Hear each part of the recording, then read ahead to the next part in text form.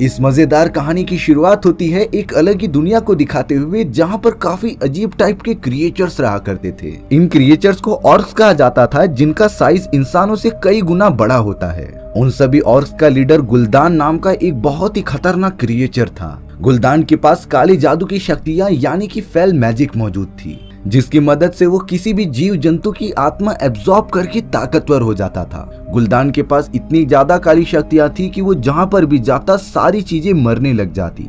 सारे क्रिएचर्स की प्रजाति गुलदान के ही कहे गए नियमों का पालन करती थी। गुलदान की इन्हीं काली शक्तियों की वजह से उनका प्लेनेट पूरी तरीके से तबाह होने जा रहा था। इसीलिए अब गुलदान एक दूसरे प्लेनेट की तलाश कर रहा था, जहां पर वो अपनी सारी प्रजाति को लेकर जा सके। गुलदान ने अपने साम्राज्य के आधे से ज्यादा लोगों को कैद कर लिया था, जो उन सभी की आत्मा एब्जॉर्ब करके एक बहुत ही बड़ा काम करने वाला था। गुलदान यहाँ पर अपने सारे क्रिएचर्स की सेना को लेकर एक बड़े से दरवाजे के पास खड़ा हो जाता है। उसने तो कैद किए गए सारे क्रिएचर्स की आत्मा अपने अंदर खींचना स्टार्ट कर दिया होता है, जिसकी मदद से गुलदान ने एक अलग ही प्लेनेट का दरवाजा ओपन कर दिया था। अब एक एक करके सारे क्रिएचर्स उस पोर्टल में से दूसरी तरफ जाने लगते हैं। ये प्लेनेट और कोई नहीं बल्कि हमारी पृथ्वी थी, जहां अब उन सारे क्रिएचर्स की प्रजाति की एंट्री हो चुकी होती है। गुलदान और उसके बाकी सेना इसीलिए खुश हो रही थी कि आखिरकार उन्हें एक दूसरी जगह मिल गई, जहां पर वो अपना राज फिर से कर सकते हैं। पर तभी गुलदान को पता चला कि ड्यूरेथन नाम के एक सेनापति की वाइफ बहुत ही ज्यादा प्रेग्नेंट है। इसीलिए अब गुलदान ड्यूरेथन की वाइफ की मदद करने लगता है। लेकिन अफसोस की बात यह होती है कि ड्यूरेथन की वाइफ का बच्चा मरा हुआ निकलता है।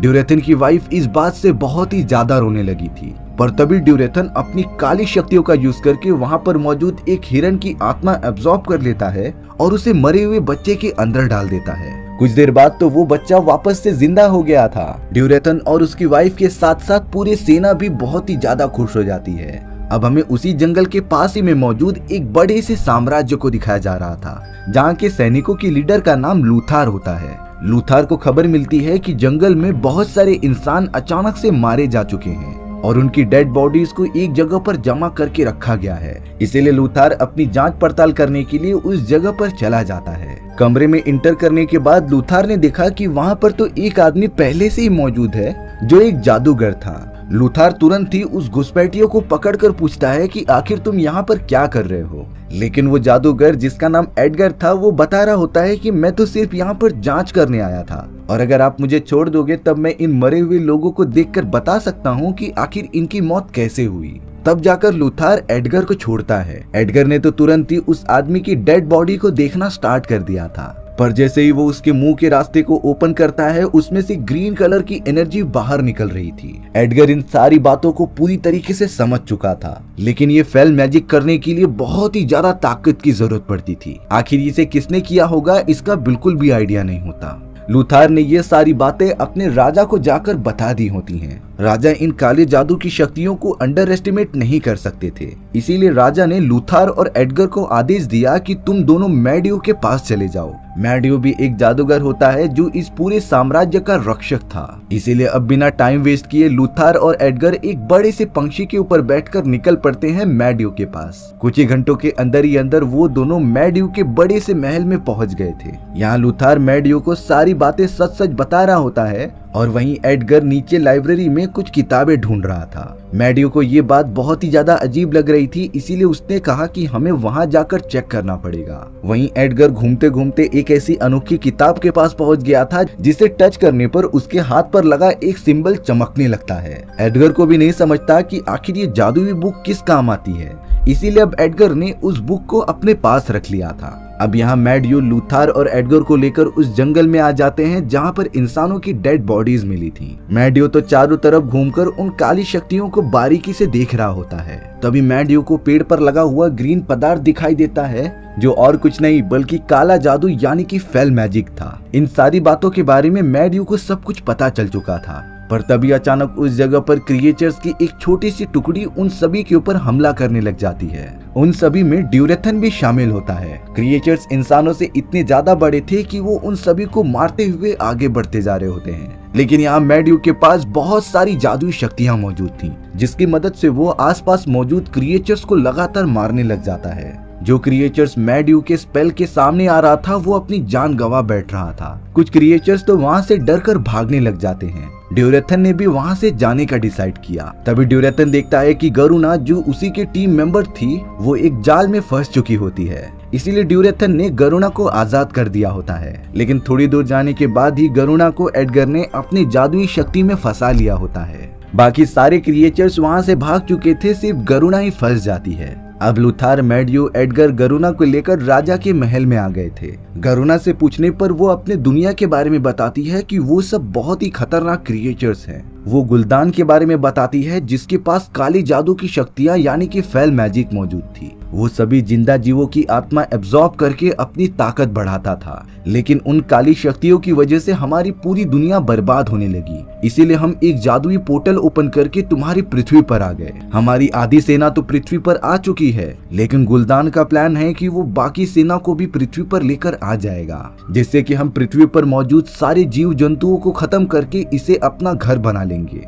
राजा गरुणा से कह रहे थे कि तुम हम सब की मदद करो पृथ्वी को बचाने के लिए, इसके बदले हम तुम्हें जिंदा छोड़ देंगे। गरुणा पता नहीं क्यों इस बात के लिए जल्द से जल्द मान जाती है। उसने राजा का साथ देने के लिए हाँ कर दिया था। अब वो सारे क्रिएचर्स गुलदान के पास पहुंच चुके थे, जो उन सभी से बहुत ही ज्यादा गुस्सा था। उन क्रिएचर्स की टीम का चीफ कमांडर जिसका नाम ब्लैक हैंड होता है, गुलदान उसी को ही दोष दे रहा था कि तुम्हारी वजह से ही आज हमारी टीम हारी है। इसीलिए अब गुलदान ने ब्लैक हैंड को सजा के तौर पर अपने आप को फेल मैजिक के अंदर मारने के लिए कहा था। ब्लैक हैंड मजबूरी में अपना हाथ फेल मैजिक के अंदर डाल देता है, जिससे उसकी बॉडी पूरी तरीके से डिस्ट्रॉय होने लगी थी। पर तभी ड्यूरेथन ने ब्लैक हैंड का हाथ ही काट दिया था, जिससे कि फेल मैजिक का श्राप वहीं पर खत्म हो गया। गुलदान ड्यूरेथन की इस बात से बहुत ही ज्यादा गुस्सा होता है, लेकिन ड्यूरेथन ने गुलदान को समझाया कि हमारे साथी पहले से ही बहुत ज्यादा कम हैं और हमें जितना चाहे अपने आप को बचाना होगा। अब यहाँ से ड्यूरेथन समझ चुका था कि इन सारी चीजों की जड़ गुलदान है।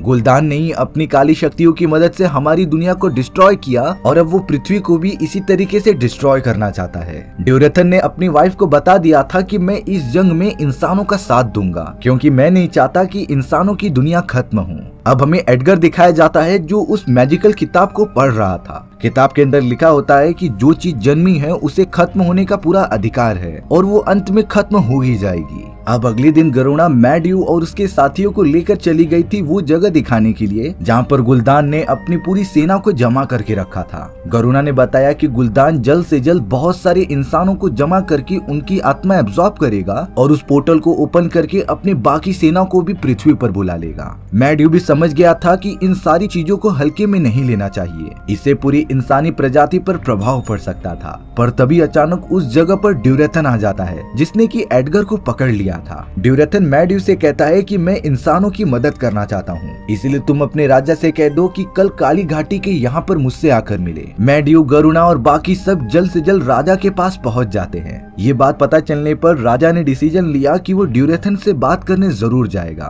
राजा की वाइफ ने बहुत ही उम्मीद के साथ गरुणा को एक खंजर दे दिया था, जिससे कि वो खुद की और राजा की भी प्रोटेक्शन करे। देखते ही देखते राजा अपनी पूरी सेना लेकर काली घाटी के यहाँ पर पहुँच जाता है। राजा तो सिर्फ ड्यूरेथन से बात करने आया था, लेकिन उसी वक्त ब्लैक हैंड अपने पूरे क्रिएचर्स के साथ पहुंचकर राजा की सेना पर हमला करने लग गया था। चारों तरफ बहुत ही कम समय में जंग का माहौल हो जाता है। बहुत बड़ी मात्रा में इंसान मारे जा रहे थे, इसीलिए मैड्यू ने अपनी चमत्कारी शक्तियों का यूज करके उन क्रिएचर्स और इंसानों के बीच एक बड़ी सी दीवार बना दी थी, जिसके आर पार कोई भी नहीं जा सकता था। लेकिन एक बुरी खबर होती है कि लुथार का बेटा अभी भी उन क्रिएचर्स वाले के साइड में मौजूद होता है। ब्लैक हैंड ने तो गुस्से में आकर लुथार के ठीक सामने ही उसके बेटे को जान से मार दिया था, जिससे कि लुथार को ब्लैक हैंड पर बहुत ज्यादा गुस्सा आता है। पर अफसोस वो उस दीवार के उस पार नहीं जा सकता था। अब सब कुछ नॉर्मल होने के बाद एडगर और गरुणा मैड्यू के पास चले गए थे, जो इतनी ज्यादा पावर्स यूज करने की वजह से बहुत ही ज्यादा कमजोर हो चुका था। वो लोग तो मैड्यू को उसके घर पर लेकर आ जाते हैं। वहाँ पर पवित्र पानी रखा हुआ था, जिसके अंदर एडगर ने मैड्यू को डाल दिया होता है। पर तभी एडगर ने देखा कि मैड्यू की आंखें ग्रीन हो चुकी हैं, यानी कि वो भी फेल मैजिक के पूरी तरीके से कंट्रोल में है। मैड्यू जब होश में आएगा तब वो पूरी तरीके से गुलदान के ही साइड में होगा, और तब तो इन सारी चीजों को रोकना एकदम इम्पॉसिबल हो जाएगा। एडगर को यहाँ पर पता था कि उसे क्या करना है। वो तुरंत ही चला जाता है दुनिया के सबसे बड़े इंस्टीट्यूट में, जहाँ पर जादूगरों की ट्रेनिंग दी जाती थी। एडगर ने वहां पहुंचकर कहा कि मुझे अपनी आधी अधूरी ट्रेनिंग कंप्लीट करनी है जिससे कि मैं साम्राज्य का नया रक्षक यानी कि प्रोटेक्टर बन सकूं। दरअसल एडगर इससे पहले मैड्यू की तरह ही रक्षक बनने की ट्रेनिंग ले रहा था, लेकिन उसने किसी कारणवश बीच में ही सब कुछ छोड़ दिया। पर अब उसे पता है कि मैड्यू पूरी तरीके से गुल्दान के कंट्रोल में है, इसीलिए उसे अपने साम्राज्य को प्रोटेक्ट करने के लिए रक्षक की ट्रेनिंग कंप्लीट करनी होगी। एडगर वहां पर मौजूद मास्टर से कहता है कि मैं मैड्यू को नहीं हरा सकता, उसके पास मुझसे कई ज्यादा पावर्स हैं, लेकिन मैं अपने साम्राज्य के लोगों को मरते भी नहीं देख सकता। इसीलिए आप सब मुझे कड़ी ट्रेनिंग देते हुए ये बात भी बताओ कि मैं कैसे उसे हरा सकता हूँ। अब उन सारे मास्टर्स ने ब्लैक कलर का एक बड़ा सा बॉक्स ओपन कर दिया था, जिसे खोलकर जब एडगर अंदर जाता है तब उसे वहाँ पर एक आत्मा दिखाई दी थी। ये आत्मा एक बहुत ही पवित्र देवी की होती है जो एडगर से कह रही थी कि तुम में जरूर कुछ बात है, तुम में एक बहुत ही अच्छे जादूगर बनने की क्वालिटीज मौजूद हैं। लेकिन एडगर ने बताया कि मैं तो मैड्यू के सामने जरा भी नहीं टिक सकता, और तो और मैंने अपनी ट्रेनिंग भी नहीं खत्म की है। वो पवित्र लेडी कह रही थी कि अगर तुम मैड्यू को नहीं हरा पाए तब गुल्डान मैड्यू का यूज करके इस पूरी दुनिया को खत्म कर देगा और फिर इन क्रिएचर्स का ही पृथ्वी पर राज होगा। इसीलिए तुम्हें अपने आप पर भरोसा रखकर अपनी ट्रेनिंग खत्म करनी होगी और अपने साम्राज्य का नया रक्षक यानी कि गार्डियन बनना होगा। गुल्दान और उसकी सेना जरूर एक दिन खत्म होगी, क्योंकि जो चीज जन्मी है वो एक दिन खत्म होकर ही रहती है, चाहे कुछ भी हो जाए। उस पवित्र लेडी की सारी बातों को अच्छे से सुनने के बाद एडगर जाकर अपनी ट्रेनिंग करने लग गया था। अब यहाँ राजा अपने सैनिकों के साथ उन क्रिएचर से लड़ाई करने के लिए प्लानिंग बना रहा था। तभी उस जगह पर मैड्यू आ जाता है। लूथर का कहना था कि मैड्यू के जादू की वजह से ही मैंने अपने बेटे को खो दिया, इसीलिए वो मैड्यू पर बहुत ज्यादा गुस्सा होता है और उसे मारने के लिए जाता है। राजा के सिपाहियों ने तो लूथर को अपने पास पकड़ लिया था, लेकिन अब राजा लूथर की इस हरकत के लिए उसे सजा देता है और उसे काल कोठरी में बंद कर देता है। राजा को बिल्कुल नहीं पता था कि मैड्यू जो उनके पूरे साम्राज्य का रक्षक है, अब वो पूरी तरीके से गुल्दान के कंट्रोल में है। वहीं दूसरी तरफ जब गुल्दान को ये पता चला कि ड्यूरेथन ने उनके साथ धोखा किया है, तब उसने अपने एक सिपाही को कहकर ड्यूरेथन के सारे फैमिली मेंबर्स को मारने के लिए कह दिया होता है। वो खतरनाक सिपाही तो बिना किसी रहम के ड्यूरेथन के फैमिली मेंबर्स को मारते हुए उसकी वाइफ के पास पहुंच गया था, लेकिन वो ड्यूरेथन की वाइफ को मारता नहीं, क्योंकि ड्यूरेथन की वाइफ ने एक बार उसकी मदद की थी। वो खतरनाक सिपाही ड्यूरेथन की वाइफ को यहाँ से भाग जाने के लिए कहता है। ड्यूरेथन की वाइफ अपने बच्चे को लेकर जल्द से जल्द वहाँ से जाने लगी थी, लेकिन बीच रास्ते में ही एक दूसरा क्रिएचर उसके ऊपर हमला कर देता है। ड्यूरेथन की वाइफ ने सबसे पहले अपने बेटे को पानी में छोड़ दिया था जिससे उसकी जान बच जाए, और अब देखते ही देखते वो दोनों एक दूसरे से लड़ते हुए मारे जाते हैं। ड्यूरेथन की वाइफ भी मर चुकी थी। शॉकिंग बात ये होती है कि ड्यूरेथन अब बिना डरे गुल्दान के सामने आकर उसे चैलेंज करने लगा था। उनके बीच 1-on-1 फाइट होगी और उसके अंदर जो जीतेगा वो इस पूरे क्रिएचर साम्राज्य का राजा बन जाएगा। ये प्रथा बहुत समय से चलती आ रही थी। गुल्दान भी इस बात के लिए मान जाता है और अब वो दोनों मैदान में उतर गए थे फाइट के लिए। ड्यूरेथन और गुल्दान एक दूसरे को कड़ी टक्कर देते रहते हैं, लेकिन एक समय के बाद ड्यूरेथन बहुत ही ज्यादा कमजोर हो गया था, क्योंकि गुल्दान के पास फेल मैजिक की पावर्स होती हैं जो उसका यूज करके ड्यूरेथन को बहुत ज्यादा मारता है। गुल्दान ने तो गुस्से में आकर ड्यूरेथन की पूरी आत्मा को एब्जॉर्ब करके उसे मार दिया था और उसकी आत्मा को ब्लैक हैंड के बॉडी में ट्रांसफर कर दिया, जिससे ब्लैक हैंड की शक्तियां काफी बढ़ने की वजह से उसका बॉडी स्ट्रक्चर भी चेंज हो जाता है। ब्लैक हैंड तो और भी ज्यादा ताकतवर हो गया था। ये सारी चीजें क्रिएचर्स का पूरा साम्राज्य देख रहा होता है। इससे उन्हें इतना तो पता चल गया था कि गुल्दान जो उनका राजा है वो उनकी जरा भी भलाई नहीं चाहता। हालांकि वो सारी क्रिएचर्स एक साथ मिलकर गुल्दान को रोक सकते थे, लेकिन किसी में इतनी हिम्मत ही नहीं होती कि कोई गुल्दान के अगेंस्ट जाए, क्योंकि गुल्दान के पास फेल मैजिक की पावर्स थी और वो उन सभी में से बहुत ही ज्यादा ताकतवर होता है। अब यहाँ राजा अपनी पूरी सेना के साथ गुल्दान के क्रिएचर्स पर हमला करने चला आया था। वहाँ पर तो एक बहुत ही बड़ी जंग छिड़ जाती है क्रिएचर्स और इंसानों के बीच। एडगर और लूथर तो मैड्यू के पास आ गए थे जो पूरी तरीके से गुल्दान के कंट्रोल में था। मैड्यू तो अपनी पूरी ताकत का यूज करता है एडगर और लूथर को मारने के लिए। उसने तो अपने चमत्कारी शक्तियों की मदद से एक बहुत ही बड़े पत्थर के दानों को जिंदा कर दिया था, जो एडगर और लूथर को मारने का कमांड देता है। मैड्यू तो दानों को एडगर और लूथर लूथार को जान से मारने का कमांड देता है। दानव ने तो चारों तरफ एकदम से तबाही मचा दी थी। जब तक एडगर और लूथार उस दानव को मारने में बिजी थे, तब मैड्यू ने गुल्दान के कंट्रोल में आकर उस दरवाजे को ओपन कर दिया था जो दूसरी दुनिया का रास्ता होता है। और अब उन क्रिएचर्स की दुनिया से सारे ऑक्स इंसानी दुनिया में आने लगे थे। वहाँ राजा लगातार अपनी पूरी सेना के साथ क्रिएचर से फाइट करता रहता है, लेकिन देखकर लग रहा था कि उन ऑक्स यानी कि क्रिएचर्स की संख्या बढ़ते जा रही है, क्योंकि पोर्टल में से जितने भी बचे हुए क्रिएचर्स थे वो अब इंसानी दुनिया में आ रहे थे। एडगर और लूथर को जब ये पता चला तब वो मैड्यू को रोकने के लिए चले जाते हैं। उन दोनों ने तो अब एक प्लान बनाया। लूथर तो उस बड़े से दानव के खुद ही सामने आ जाता है और उसे वो अपने आप पर मारने के लिए उकसा रहा था। दानव ने जब हमला किया तब लूथर सही समय पर वहाँ से हट जाता है और अब एडगर ने जो भी अपने मास्टर से सीखा था उस जादू की मदद से बड़े से दानव को मैड्यू के ऊपर ही गिरा देता है, जिससे कि मैड्यू के सर पर जोर से चोट लगी और वो पूरी तरीके से बेहोश हो चुका था। इस झटके की वजह से मैड्यू गुल्दान के कंट्रोल से एकदम आजाद हो जाता है। एडगर ने जब मैड्यू को सारी बातें बताई तब उसने सबसे पहले अपना बनाया गया वो पोर्टल बंद किया जहाँ से वो सारे क्रिएचर्स इंसानी दुनिया में आ रहे थे। मैड्यू ने तो अब एक दूसरा पोर्टल ओपन कर दिया होता है जिसमें से सिर्फ इंसान ही जा सकते थे।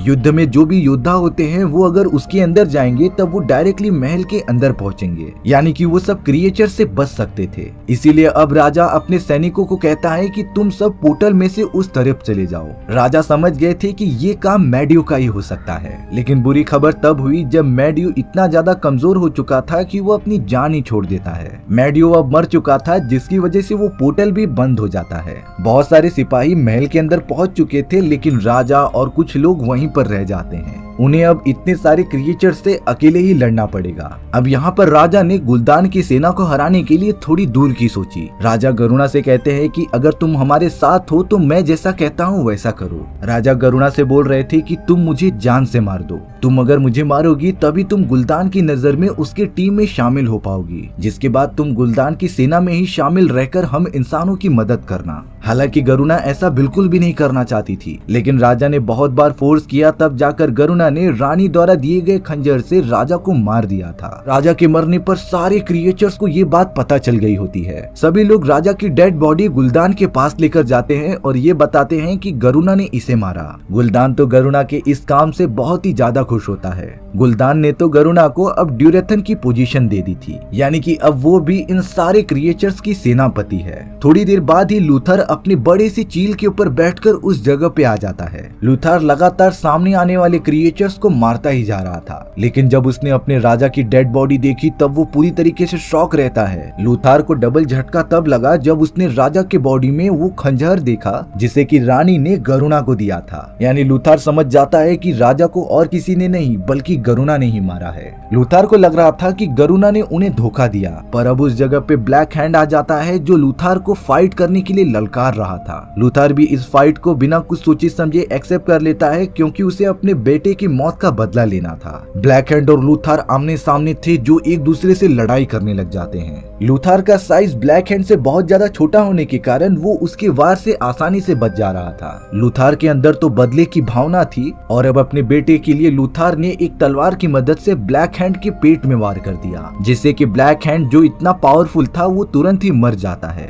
गुल्दान ये देखकर बहुत ही गुस्सा हो गया था। उसने अपनी सेना से कहा कि तुम सब लूथर को जान से मार दो, लेकिन उन क्रिएचर्स यानी ऑक्स की सेना ऐसा बिल्कुल भी नहीं करती। उनका मानना था कि जब भी फाइट के अंदर कोई भी जीतता है उसे तो सम्मान पूर्वक यहाँ से जाने दिया जाता है। इसीलिए अब उनमें से कोई भी क्रिएचर लूथर को हाथ नहीं लगाता और लूथर राजा की डेड बॉडी को लेकर अपने बाज पर बैठे हुए वहाँ से निकल गया था। लूथर लगातार गरुणा को ही देखता जा रहा था, क्योंकि उसने हमारे पूरे साम्राज्य को धोखा दिया था। पर लूथर को इस बारे में बिल्कुल नहीं पता था कि राजा ने ही गरुणा को ये करने के लिए कहा था। अब लूथर अपने साम्राज्य में वापस आ जाता है, जहाँ उसने अलग अलग किंगडम्स के राजाओं को आमंत्रित किया था। राजा के मरने के बाद साम्राज्य का नया किंग लूथर को ही बना दिया गया था। लूथर तो सारे किंगडम के राजाओं के साथ मिलकर प्लान बनाता रहता है इन क्रिएचर्स को खत्म करने के लिए। वहीं बैटलफील्ड में एक दूसरे क्रिएचर ने ड्यूरेथन की डेड बॉडी से उसका एक दांत निकाल लिया था। उस क्रिएचर ने डिसाइड किया कि वो ड्यूरेथन के बेटे को उसके फादर का दांत देगा और बताएगा कि तुम्हारे फादर कितने ज्यादा महान थे। वहीं हम ड्यूरेथन के बेटे को देखते हैं जो नदी के रास्ते से बहते हुए काफी दूर तक पहुंच चुका था, लेकिन कुछ देर बाद उसे एक इंसान उठाकर पालने लग जाता है। और इसी सस्पेंस के साथ हमारी ये कहानी यहीं पर खत्म हो चुकी थी। सो व्यूअर्स, आपको ये स्टोरी कैसी लगी कमेंट सेक्शन में बताना भूलना मत। और अगर आपको मेरा एक्सप्लेनेशन 1% भी अच्छा लगा होगा ना, तो वीडियो को लाइक एंड चैनल को सब्सक्राइब जरूर कर देना।